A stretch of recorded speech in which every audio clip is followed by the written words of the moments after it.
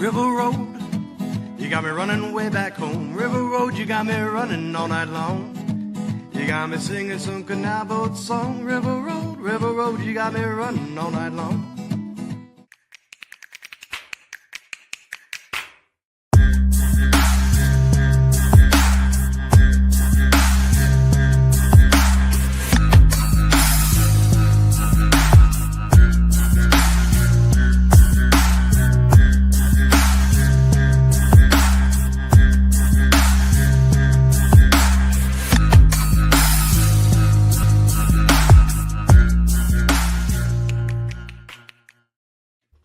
All right, everybody, welcome back to the show. We're back after our month off.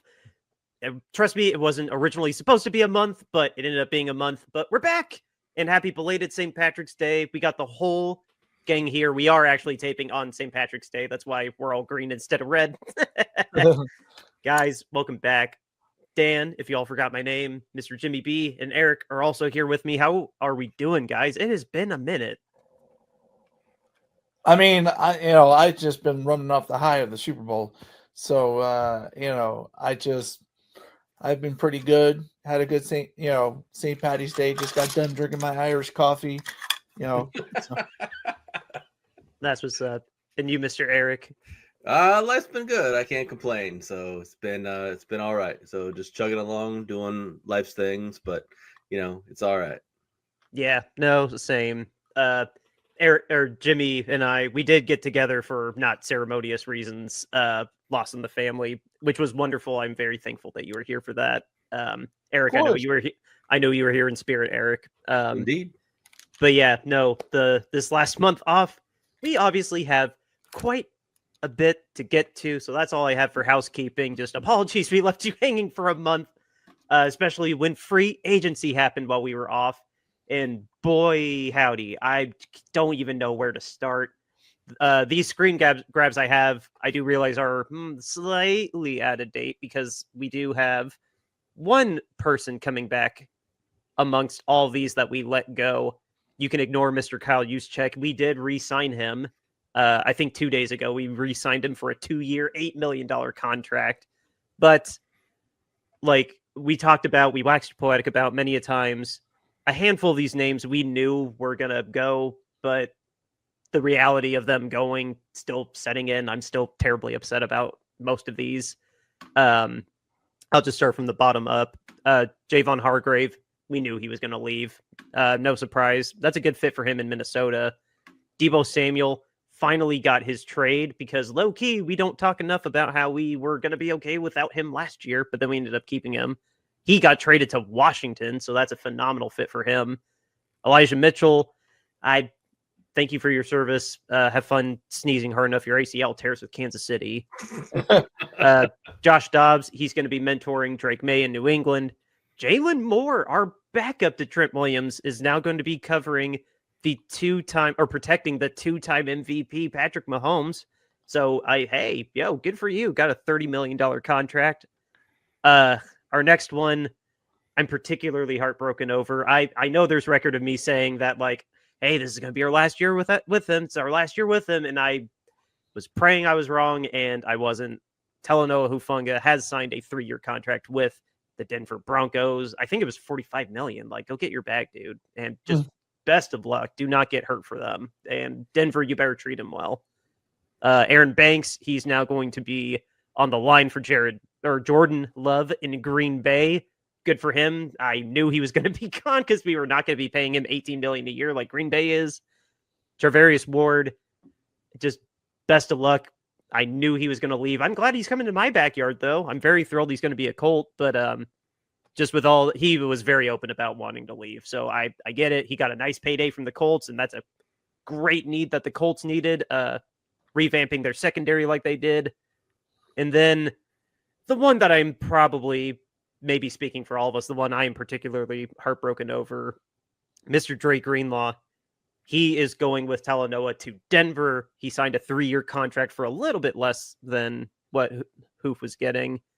And I want to know what we offered, because it was like a 3-year, $36 million contract or a little less than that. Like, if we sign somebody that's not Brock Purdy for more money than that, like I'm pissed. I really, really thought that we would have ended up winning it out that one because of the Achilles injury. And I saw somebody write that between Hoof and Greenlaw that Denver got some real FU energy in their defense now, and I couldn't agree more. So I hope neither of them get injured. I hope they both kick ass for Denver. I want nothing but the best for them, but I am kind of salty that we ended up losing Dre for what at face value to me seems like very little money. And all this happened over the course of 72 hours, right when free agency started. So either of you guys, Eric or Jimmy, did you have the emotional roller coaster that I did during free agency? I mean, I'm not really connected with these guys, but I mean, definitely Hufanga, like, that was my dude. So, like, I'm sad to see him go. I hope he does well in Denver. Hopefully he can stay healthy there. But at the top of his game, he's an all-pro safety. So I think that's going to be a significant loss for you guys there. Yeah, I think if I just go through the list here, I mean, you work from the bottom up, and I'll go the same way. I mean, we talked a lot about Debo on the show, and I mean, once he made his trade demands and everything like that, it was pretty clear that he was going to be gone. And we had talked a little bit about that, maybe having him come back on the last year of a contract deal and playing for his contract year. Maybe that would really inspire him to, perhaps play to the level that he had played in 2021. And yeah, you just kind of didn't know what you were going to get out of him. So I wasn't disappointed to see him go. He just hasn't been what he was for us that 1 year these last 2 years. And he's kind of, I don't want to say he hasn't like drugged the team down in a way, but I mean, like last year, especially when we needed him to elevate with Ayuk out and with all the other players that were missing, like CMC, we really needed him to step up and sort of take over and be the man. And he just didn't. He completely wilted under the pressure. So, I mean, it was just time for him to go, unfortunately.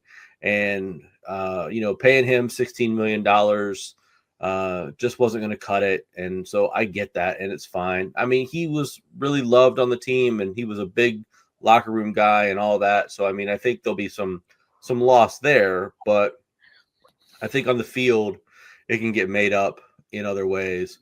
I think that's less targets that we have to sort of force feed somebody per se. And I think we can maybe make the offense flow differently and maybe more organically, not having to sort of force touches to Debo now. I could not agree more with that analysis on Debo, and I agree. It was, again, we were cool if he got traded last year. He didn't, Yeah. And then, no, you nailed it. Like it wasn't a fit anymore, and I think everybody very, when it's a good divorce. It was a very amicable split. Debo wanted to go. I think John realized that was better for everybody too. So I couldn't agree more with that. Yeah, I mean, I think Washington's an interesting place for him to land in Cliff Kingsbury's system out there. I mean, I think he'll come up with creative and innovative ways to get Debo the ball. Whether or not Debo does anything with it will remain to be seen. I think this is either going to be a real boom or bust trade for Washington. I'm a little surprised that the trade didn't come with some sort of an extension for Debo, given that he's in the final year of a contract. So this really is going to be a play it year for him. So I don't know, maybe bet high on him in fantasy football, I guess, if you have the opportunity and you feel good about that in that Washington offense. But we'll see what shakes out from him there. If you go back to Hufanga, I guess I thought he might come back just because last year he was injured so much that I thought we might be able to get him back on a 1 or maybe a 2-year deal for a little bit of a hometown discount. just for that purpose. We couldn't, and that was unfortunate. I'm not quite as high on him as you guys are. He makes a lot of really big splash plays, but he misses a lot of just regular stuff too. He misses tackles all the time. So that's like a big thing for me as a negative against him. So like, yes, he'll make the amazing play and make, the spectacular splash play that gets him on a highlight reel, but then he just misses like the simple, regular thing that, a safety should pick up. If he's not coming in on a blitz on the linebacker or the running back or the quarterback, yeah, his open field tackling did leave a little bit to be desired. I'll agree there. Yeah. So, I mean, I don't think he's as big of a loss as some of the other guys on this list are, especially because we have a guy behind him who I thought played really well as a rookie last year. And I think can fill that hole. Yeah, Mustafa. And I think can really fill the hole and fill the gap and have another year of experience under his belt. And I mean, that guy hits like a truck too.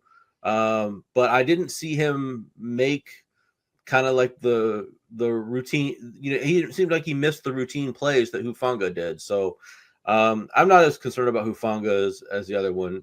We talked about Banks. We just couldn't afford him. I mean, it would have been great to have him back, but we're entering the phase of cap hell, and it just wasn't going to be possible to bring Banks back.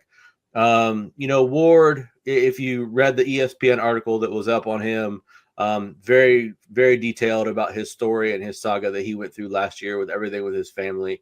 And I mean, it was very, very clear that he was not going to come back to San Francisco this year. It just wasn't possible with the way that his family situation went down.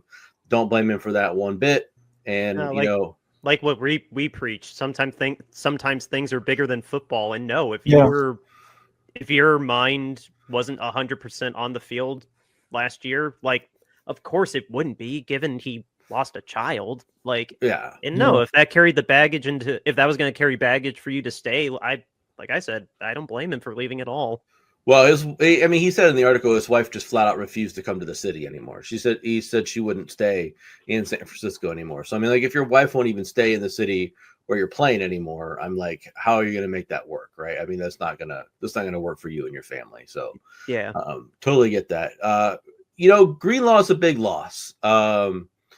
He really is kind of a bit of a motor for that defense back there.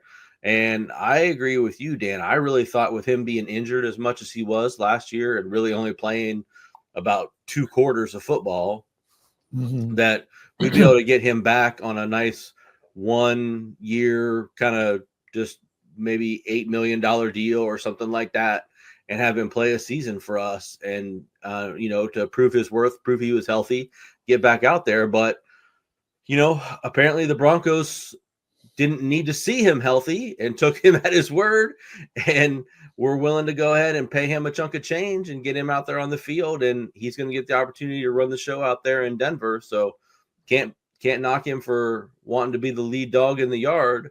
And that's what he's going to get to do out there. So I am definitely bummed that he's not going to be there, because our running defense and even really our passing defense is much better when he was out there. So that's a big hole to fill. I wish we would have. He was a dog. He was just when healthy, he was a freaking dog. Yeah. And remember, he was on just a 2-year contract with us. We did give him 1 extension technically. So he ran this 2 years out, and I mean, we didn't get anything from him in this second year. But no, like you said, just as surprised as you that Denver was like, yeah, you know what? Screw it. We don't care you tore your Achilles. We know what you are when you're healthy. So yeah. I mean, word, I guess. That sucks. Yeah, I wish that we would have done something more in free agency. I mean, there were some good linebackers out there. I wish we would have been able to sign one of them to sort of help fill the gap left by him. I don't know what the plan is to fill the gap left by Greenlaw at this point in time. But I mean, maybe we're going to draft somebody. I don't really know. but they're going to have to do something, because that's such a critical piece, because we run 4-2-5 so often out there that, that other linebacker out there with Fred has just got to be fantastic. And then I'll talk about Juszczyk a little bit, just because we kind of skipped over him coming back. But well, I mean, yeah, only because he did re-sign with us after all. yeah. And I think I mentioned that in the chat when we talked about him being released. I mean, I think I said that, look for him to come back, because where else is he going to go? I mean, there's 5 teams that use a fullback in the NFL. I mean, there's I take that under. I would have thought only like 3. yeah, I mean, there's just not many.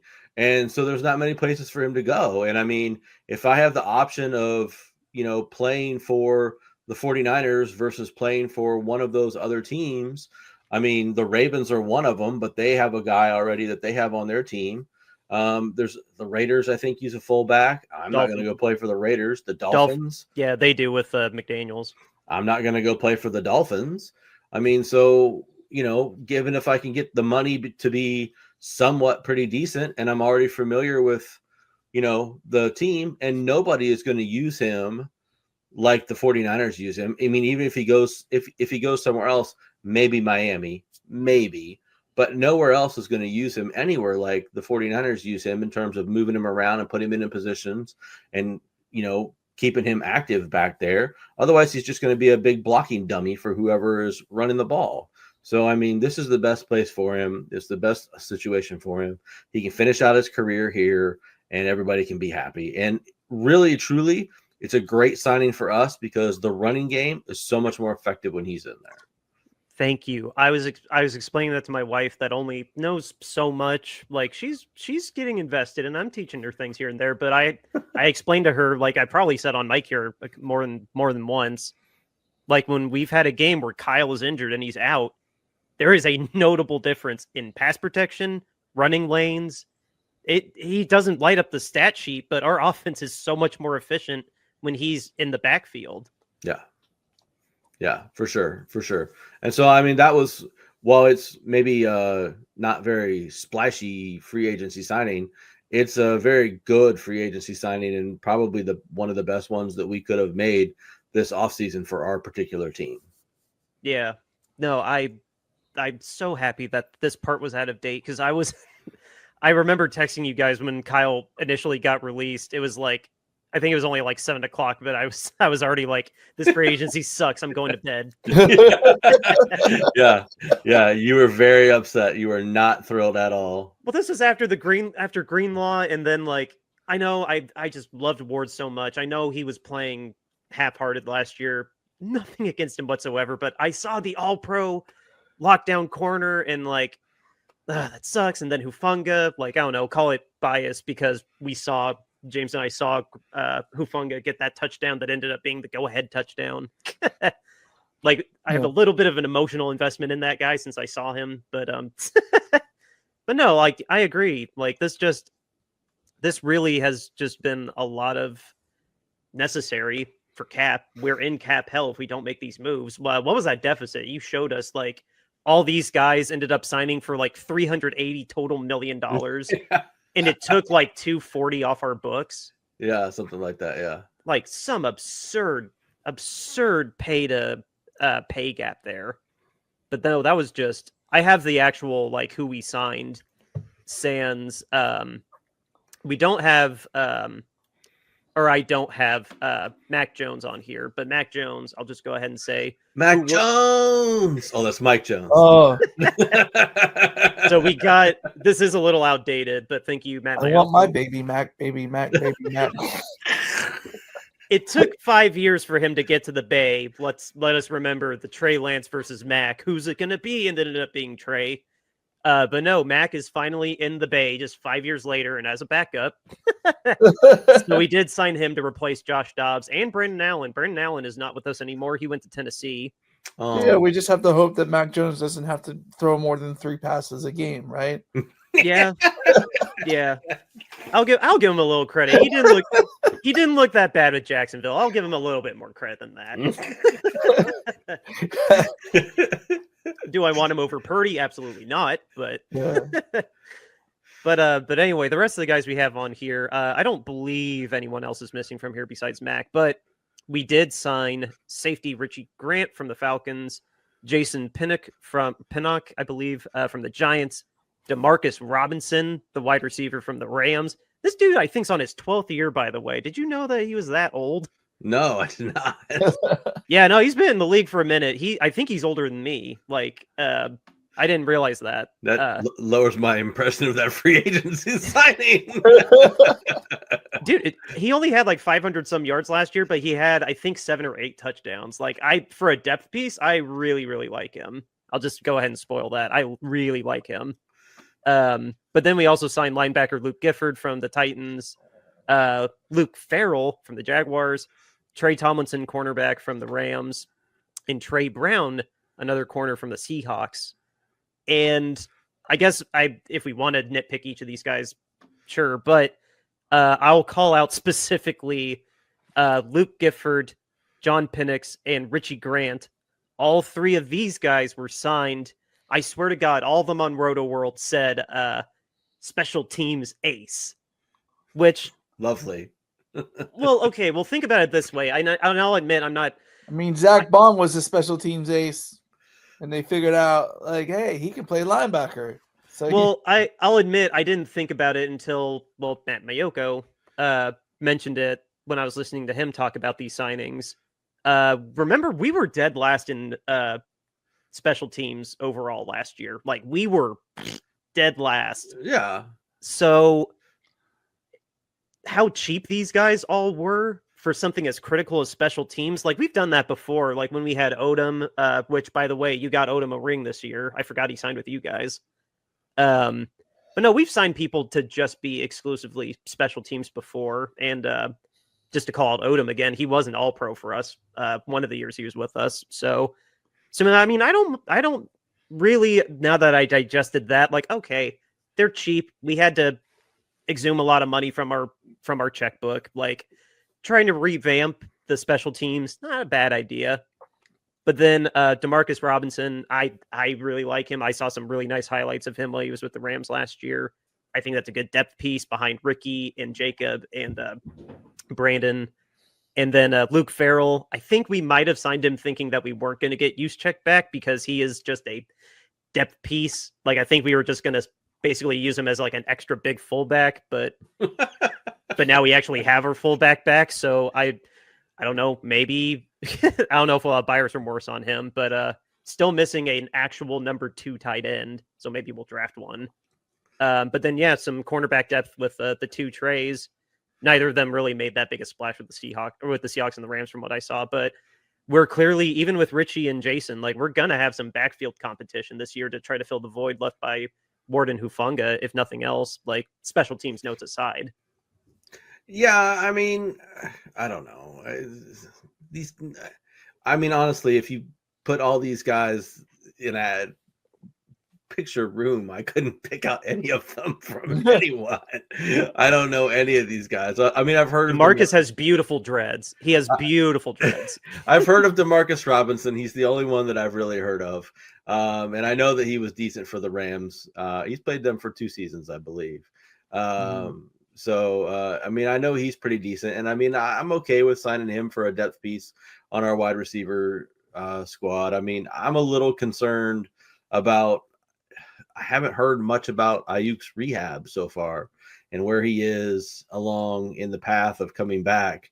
And so that worries me a little bit because I don't necessarily want to start off the season with Ricky and Juwan and Demarcus as my 3 receivers, particularly. That's not exactly inspiring fear in a lot of the other teams. I mean, do you want James Thrash and Todd Pinkston? You want that duo? No. So yeah. So I mean, there's still, I guess I haven't looked, and I'll look here once you guys start talking about something else. I'll pull up and see where we are left in the cap and stuff. But I mean, I know there's still some receivers out there on the market, that are available and that are guys that, carry a pretty big name.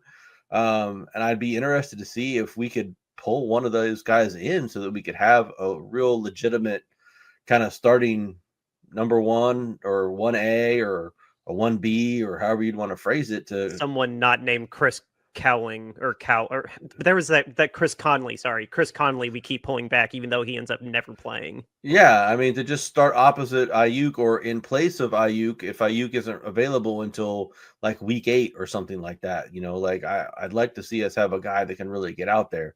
I mean, your point about special teams is valid, Dan. I mean, our special teams were bad last year, although I tend to think that our special teams were bad last year just because of poor coaching.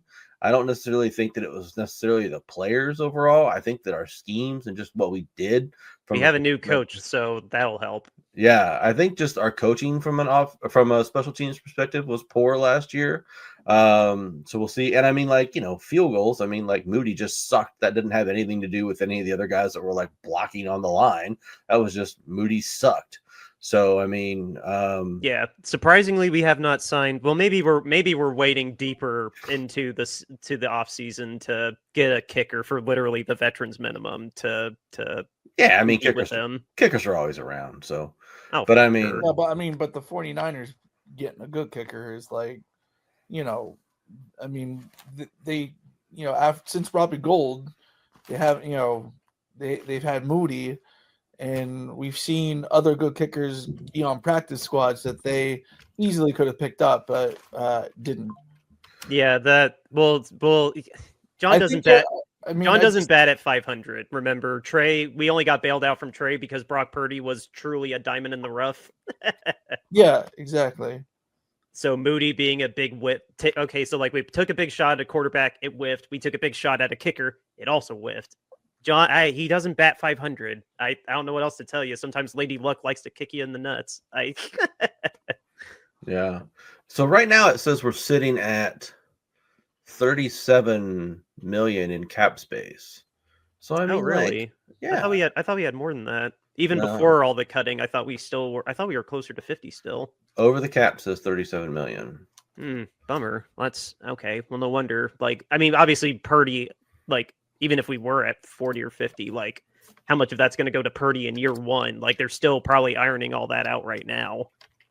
Like Purdy's team is trying their damnedest to like not get that backloaded. Yeah. I'm just trying to see like what receivers are still available now. Well, while you're looking that up, I do want to go back to this because it did just hit me. And I was really fired up. I was a little inebriated when I read the news, but I was very fired up about the trade that we did with Jordan Mason. If we want to talk about that for a hot minute. Oh, sure, we can, because that made me want to vomit all over myself as well. I'll admit I was a little inebriated when I read the news, so I was more fired up than like a rational me probably would have been. But I'll put it in context like this. You were still with us, Eric, when Mason, or 2 years ago, when the depth chart was Christian McCaffrey, Elijah Mitchell, Jordan Mason. Yeah. And I was like, why the hell is Jordan not number 2? And even before Christian, like I could see those little slivers of how good Mason could be. And I was like, I was right. Mitchell kept getting hurt all the time, and he would be flashy, but like always damn hurt all the time. Mason looks fantastic. Mason looks durable. He runs like shoulder first, like he's not afraid to truck somebody. And then, yeah, he led the league for rushing until we benched him for the little bit that Christian was back, and then he himself got hurt. And Isaac Guerrero, honestly, Isaac doesn't look bad. This is no slight against Isaac. Like, if there was no reason to trade Mason, why did we take away that depth piece to Christian when we don't know how Christian's health is going to be? Like, we get to question that now because he was gone basically all of last year, John. Oh. So now it's going to be Isaac and the obligatory third round running back that we always draft, except once, I think, in 8 years. I was just baffled by that because we didn't even get that good a draft pick for him. Like, I think it was like a 5th this year and a 4th next year or something like that. Like, yeah, it was like 160 and then like a 4th next year or something like that. Yeah. Oh yeah. No, we moved. Yeah, we moved up like 8 picks, and then we got an extra late round pick next year. Like, it wasn't even that great a trade compensation. Yeah. So what you're saying is John's not really a good GM, you know? In this I've instance, been preaching on this show for a while now. In an isolated incident, yes, I need more context why he was willing to do that trade. After apparently he was supposed to have a second round tender on him. So what the hell happened with that? Yeah, I don't get that either. Or we at least offered him the tender and then he just didn't sign it, so we traded him for pennies, which is, I don't know. I'm so angry and baffled by that trade. Yeah, because Mason was really, really good filling in for McCaffrey last year. He was amazing. I'm as mad about him as losing Dre. Yes, I am maybe more mad about losing Mason because I don't think McCaffrey is going to ever be healthy again. So that's my biggest concern, and I'm not nearly as high on Garendo as you are. So I am very, very concerned. Sophomore slump is obviously on the table. I'm not saying it's not, but I honestly really like the kid. I saw a lot of good things from him. I understand the jury being out a little bit though. Yeah. Okay, so receivers left. If I just start at the top, Stephon Diggs is available. Keenan Allen is available. Amari Cooper is available. Brandon Cooks is available.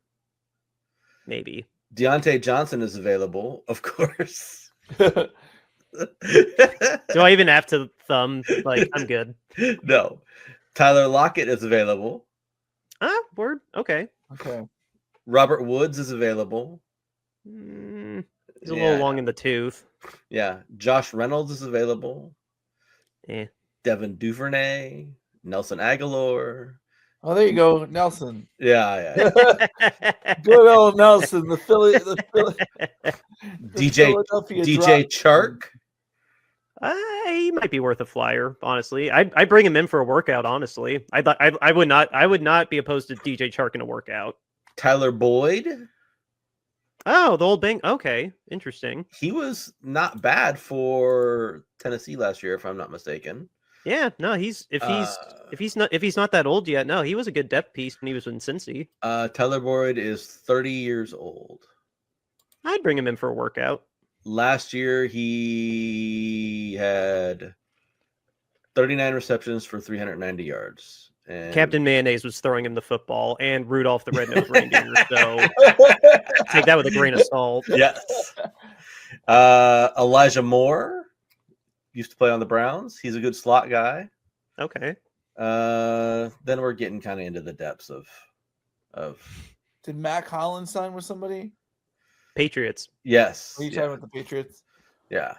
I was telling our Patriots insider that, like, yeah, I mean, swing for the fence with Godwin and Higgins, but honestly, signing Hollins was not a bad signing for them. Yeah, Hollins is good. But I mean, my point is there's like, if we're generous, there's like 4 or 5 receivers out there, right, that we could sign to bring in for some sort of depth to be a person that could hopefully be something on the opposite side or in place of Ayuk until Ayuk is ready.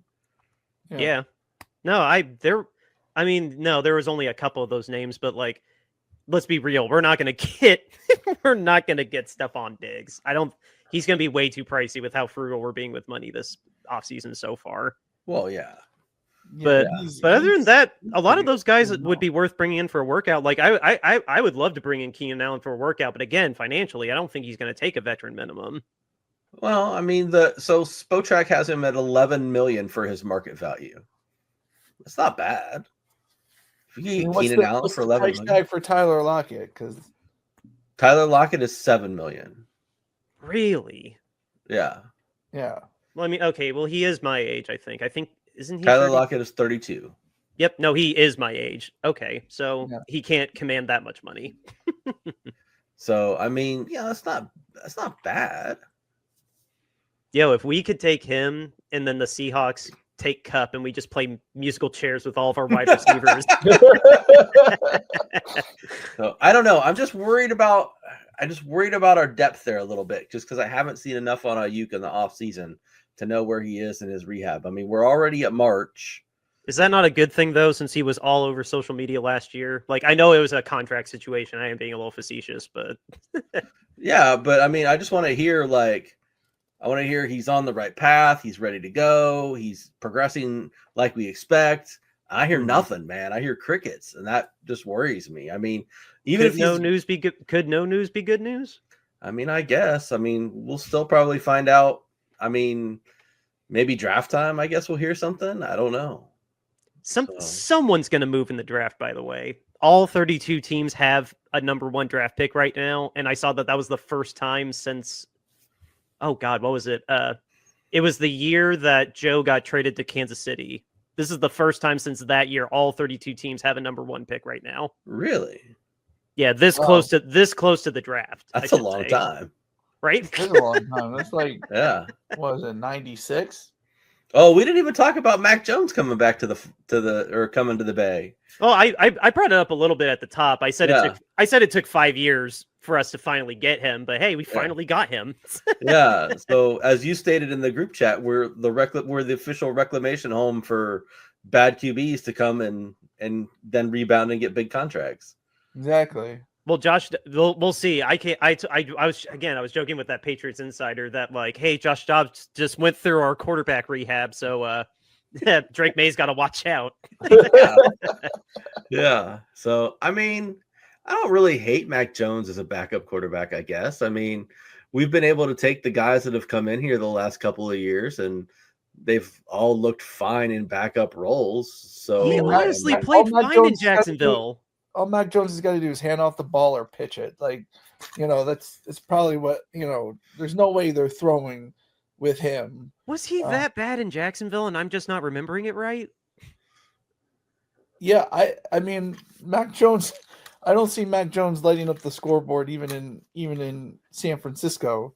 No. Well, no, he's not gonna supplant Purdy, but like not supplant Purdy, but if they brought him in, like the most I see him is like no more than 10 passes a game. I don't. Three is the magic number for Mac Jones. 3. But I mean, we run a bunch of short and intermediate stuff anyway. So I mean, like, we're not going to be asking him to push the ball down the field. So I mean, he should be all right. Hopefully, it's just mop up duty like it was 2 years ago when we would pull Purdy with half of the fourth quarter left. Yeah.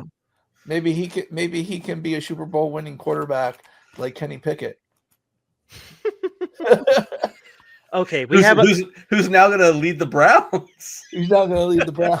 Yeah. Oh my God! And DTR went to. Didn't you? You took DTR from him. You took DTR. Yeah, we got DTR and who's very bad, by the way. Yeah. You say that remembering that we lost to him, right? Yeah, I do. Yes, but he's very, very bad. So yeah. Yes, but yes, I've been making fun of all my Browns fans for like a week now that Kenny Pickett is their starting quarterback. Yeah. It just means be on notice for Tanner McKee, because Tanner McKee is going to be the backup in Philly now. It's not going to be a DTR. DTR is going to be the third string. Tanner McKee is going to be the second string. Yeah. So and Tanner McKee, like he has a cult following in Philadelphia right now, just because like. Did he play his one game? Was it a full game? No. Wait, was it? Yeah, he started. He started a 17. full game against the Giants. Yeah. Okay. It was against the Giants, and I think he did well against the Giants. Giants. Because we wanted to bet on it, and we couldn't bet on it. That's right. We said we wanted McKee like plus 225 or something. Yeah, plus 225 and 2 touchdowns, and we couldn't do it. I was gonna say. I swear you told me about him playing one full game when Jalen was hurt. Yeah, Jalen. Well, it wasn't when Jalen was hurt. I think everything was the last game of the season. Yeah, it was the last game of the season. Oh, it's been the starters. Because Jalen and Pickett were both hurt. Gotcha. Okay. No, they weren't both hurt. It was just they were saving them. Like they didn't want Pickett starting, and they were like, let's give Tanner, a shot. So yeah. Gotcha. Well, I mean, with this little bit of time we have left, and we've covered pretty much everything Niners related. I mean, it did hit me that list also didn't have Leonard Floyd got let go, and then Malik Collins got let go. So we have plenty of openings on the D line now, especially since we didn't get Joey Bosa. I'm gonna start lifting some weights. Did all of us 2 years varsity? I'm in the best shape of my life, baby. Did all of us lose the bet that Joey Bosa was going to sign with Buffalo when everyone Ugh. was saying it was going to be Miami or us? Yeah, that was really heartbreaking because we let Floyd go, and like we were talking about, it was like, oh, we let Floyd go, that must mean Bosa's coming, and then he goes off to Buffalo for what he signed for, like 9 or 12 million, something like that. It was 12 and I think it was 12 and a half with incentives to make it 15 or something like that. Yeah, and it was just like, ugh, 6 games or something.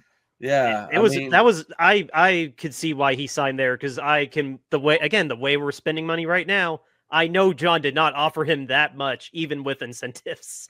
No, I'm sure not. But I mean, I don't know. You would have thought you want to really play with your brother a lot more. But I mean, how many opportunities are you going to have for that in your career, right? I mean, not going to have that many.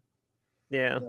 I think low-key being in California was not very high on his list. Like, I call that a shot at his character. I can just leave it there, but well, I mean, I don't know that New York's any better.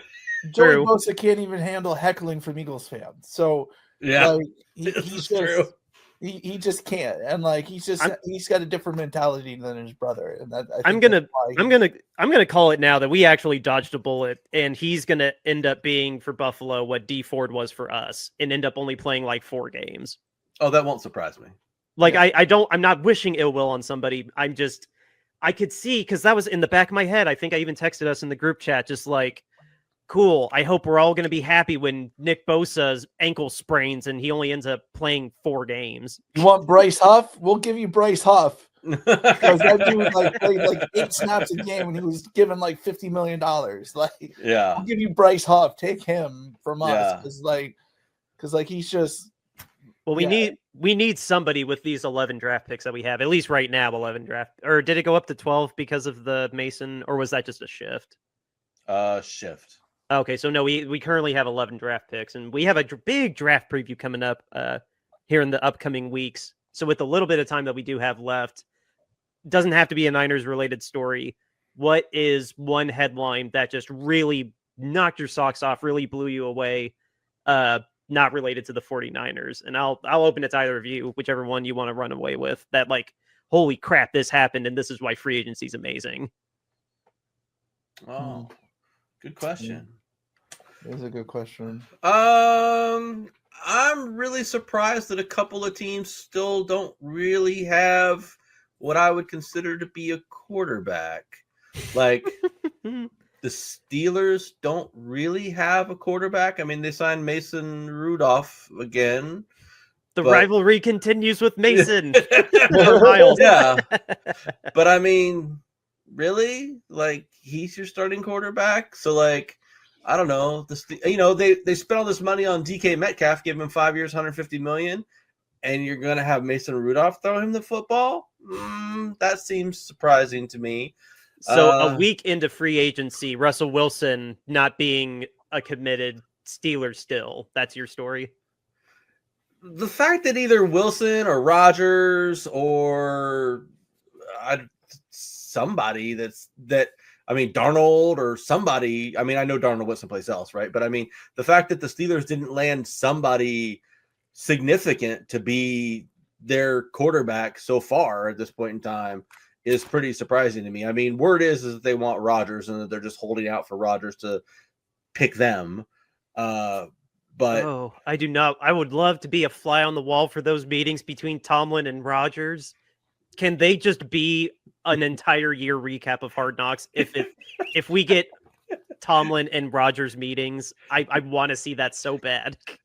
But the fact that the Steelers don't really have a quarterback yet. I mean, the Browns. I mean, again, you're telling me Kenny Pickett is going to be we just spent 160 million or whatever on Myles Garrett to bring him back in the fold and make him feel better about our team.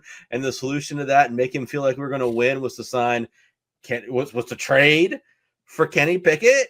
Hey, Kenny Pickett has more pass attempts in the Super Bowl than Joe Burrow, Lamar Jackson, Justin Herbert, Josh Allen, Josh Allen.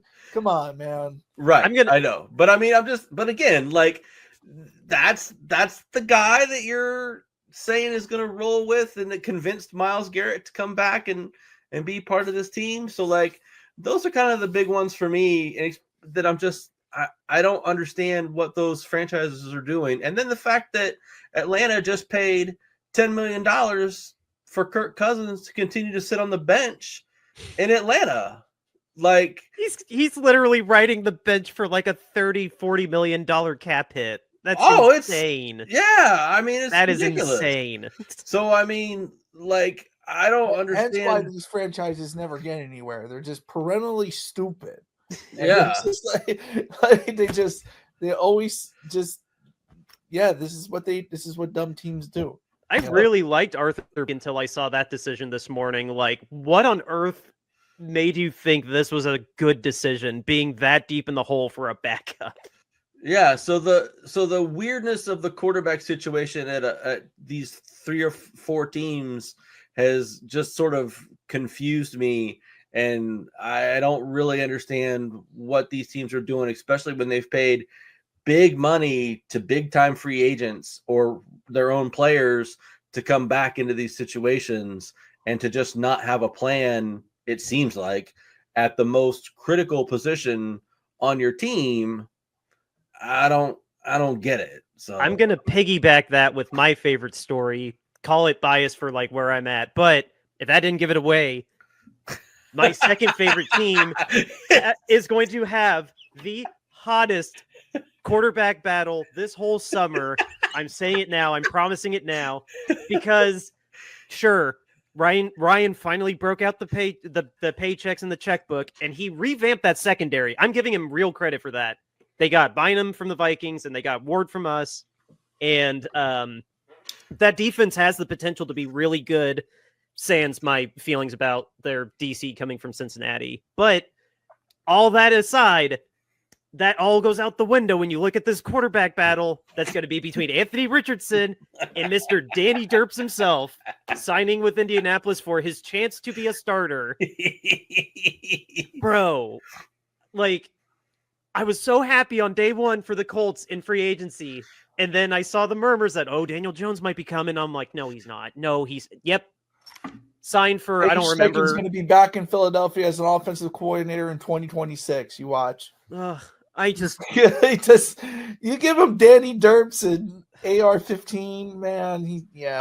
I think Shane is a good coach, but my God, you're giving him some absolute chicken crap to turn into chicken soup, dude. You are not setting him up to succeed. Yeah, I mean, I envision him just starting a bunch of sets with both Anthony Richardson and Daniel Jones out there at the same time. And Jonathan Taylor. Let's just triple the backfield. Yeah, and then you don't know which one of them is going to actually get the ball and run with it. And so he's doing like some what is it, the Navy triple option wishbone kind of shit? Or the wishbone. With his 2 quarterbacks and with Jonathan Taylor. And he's just guys are just moving all around back there. And he's just, because you don't know if they're going to get it, they're going to run it, or they're going to get it, they're going to throw it. You never know what's going to happen back there. You don't know which guy it's going to be. I think that's how he's going to make that work, is just the controlled chaos. But you want to talk about it. Daniel Jones is going to start on that team by like week 6. You want to talk about a team that's literally a quarterback away. Like, I beg quarterback somebody away for like the last 10 years since Peyton Manning left. I beg someone to tell me that is not the case with the Colts. Like, truly, with the wide receivers they have are great. The tight end, not spectacular, but like the offensive line, we'll see how they are without Ryan Kelly or Will Fries. But that offense should still not really miss a beat. That defense just underachieved. The talent's there, but they just underachieved because they knew they sucked low key, and I think they just stopped caring in the back half of the season personally. But just, dude, you finally spent some money and you picked probably the worst quarterback that was more than the veteran minimum to sign. Like, God, 1 step forward, 2 steps back. End of rant on the Colts. James, what was the big story for you this offseason? I mean, CJGJ getting traded to Houston for a draft pick and a guard. That was not expected at all. I said CJGJ when you were up here for that funeral, and you were like, "Oh yeah, no, he's staying." I mean, yeah, everybody thought that he was staying, and that was like the biggest surprise. Like, oh my gosh, they actually traded CJGJ, and then that led to the fact that like because they got a guard that was a former first round draft pick, it was like they're not going to re-sign Mekhi Becton either, because Mekhi Becton had a great year starting at right guard, and he was out on the market, but that was like a lot of people in Philly felt the two main priorities in the offseason as far as signing free agents for the Eagles, like keeping our own free agents, was Zach Vaughn and Mekhi Becton, and so like getting rid of CJGJ was a big surprise, and what we got in return led us to it like, okay, they're not even going to sign Mekhi Becton. Like they're just going to move on from Mekhi Becton. And the Eagles have been doing similar to the 49ers about limiting their, cutting their cap hits and things like that. And just so like, yeah, I mean, I thought CJGJ would stay because like in 2022 we had him. The defense was really, really solid.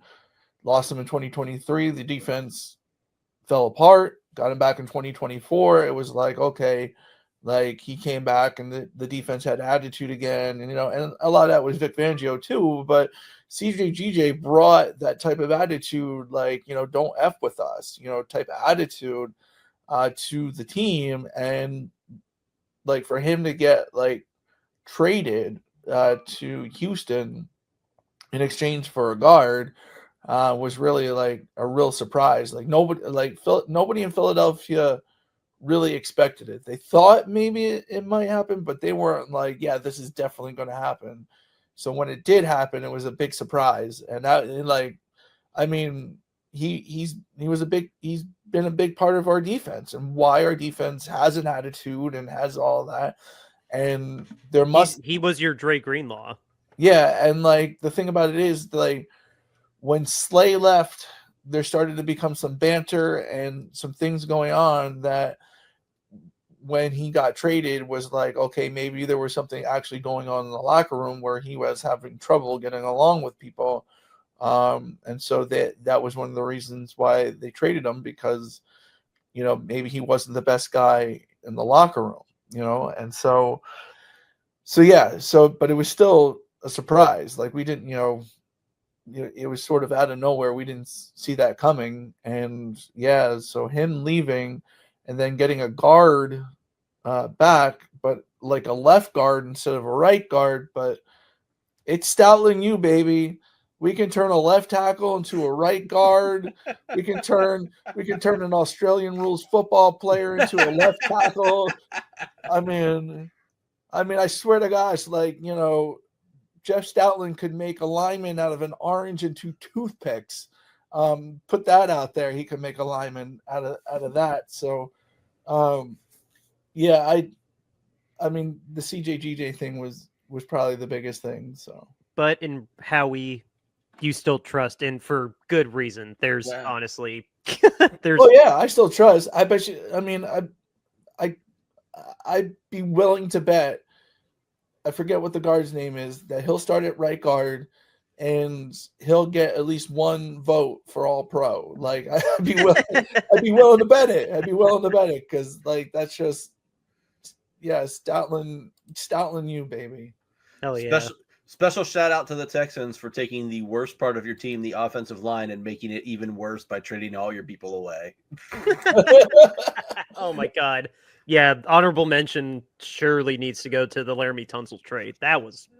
Yeah, thank you for mentioning that. That was a real shocker.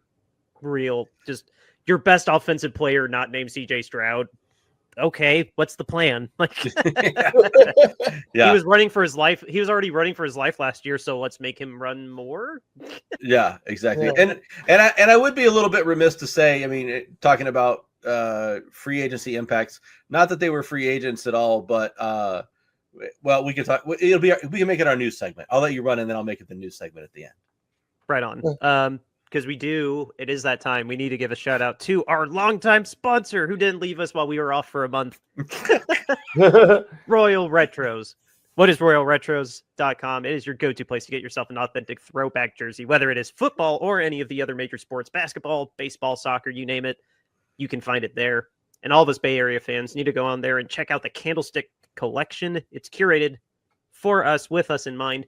And when you find something that you like, use the promo code Shady Sports and you will get 10% off of your entire order. Again, it's promo code Shady Sports to get 10% off of your entire order at royalretros.com. Go to royalretros.com and get yourself an authentic throwback jersey today. Mr. Jimmy B, we are selling t-shirts. Let the people know about it. So, guys, as we've been promoting on the show almost pretty much since we started, about the lack of accountability of owners in the NFL, just recently, like, I can't believe it's not a bigger story than what it should be. Like, the fact that if you dig into ProFootball.com, you will find that the New Orleans Saints and their organization and their owner were helping the Diocese of New Orleans Catholic Church determine who was going on the pedophile list. Like, why is that not big news? Why are we not talking about that 24/7 until that owner is out of being an owner? Like, this is the stuff. Like, we all hear about, Justin Tucker and the stuff that he's going through. The minute it breaks, the minute he's charged, whatever, it's all going through. But heaven forbid we find out news about an owner that did something wrong. Like, it gets buried, and that's what's happening. There's a lack of accountability of owners in the NFL. And to show you we put our money where our mouth is, we are selling our own t-shirts to raise money for Mountain Comprehensive Care Centers in Kentucky. First of all, we have our owner standards, our list and player standards, #owner accountability. $22.99 gets you that in a t-shirt. We have different colors, different sizes, different styles. Next up, we have our podcast logo art. Anywhere you see us on YouTube, Spotify, Apple Podcasts, you will find this in our profile picture. $22.99 gets you that in a t-shirt. Next up, we got our alternate logo art. I have this shirt, very high quality, $22.99 plus different colors, different sizes, and different styles. And last but not least, how can you say no to a peanut, eating peanuts while cheering on the San Francisco 49ers? $22.99 gets you that in a t-shirt. Donate to Mountain Comprehensive Care Centers today. Yep, as James said, the link to our Bonfire store is in the show notes here on YouTube and on your podcasting platform of choice. And we don't want any money from the shirts. We just want you to help out some families in need.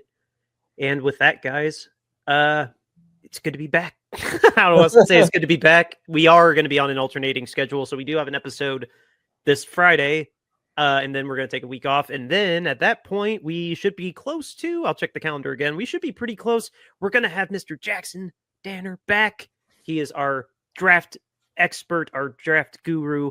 He will be back. So keep an eye out for that.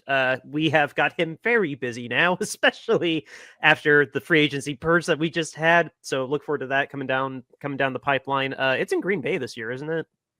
Yeah. Okay. That's right. Yeah, I saw Pat McAfee made a whole stink about like deciding not to go to Green Bay because ESPN hurt my feelings or whatever.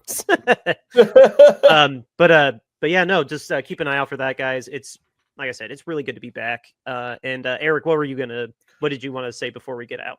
Big news segment of the day: Jamar Chase, T. Higgins, both getting signed by the cheap ass Bengals. No one ever would have thought that would have occurred. So both signed massive deals. T. Higgins was it was like a hair over 28, I think. Yeah, 3 years, 28 million something, 3 years. Oh no, they're both 4 years. Yeah. Oh, okay. Yeah. T. Higgins is, where's he at on here? I can't find it. Let me guess. Quick. It was like 4 years and 120 something, whatever, like 28 and changes to make it an even number. Higgins is 4 years, 115 million. Was guaranteed for the first 2 years, and then Chase is a 4-year, 161 million with 112 million guaranteed.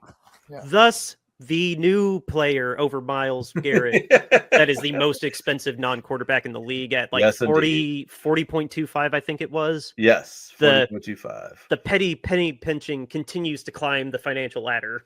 Yes, yeah. But my nephew's Pee-wee football defense will be their defense next year. And so, yeah, look for It's a matter of days. James, you remember the Falcons' old run and gun offense back in the day, right? With who was it? Jerry Glanville, right?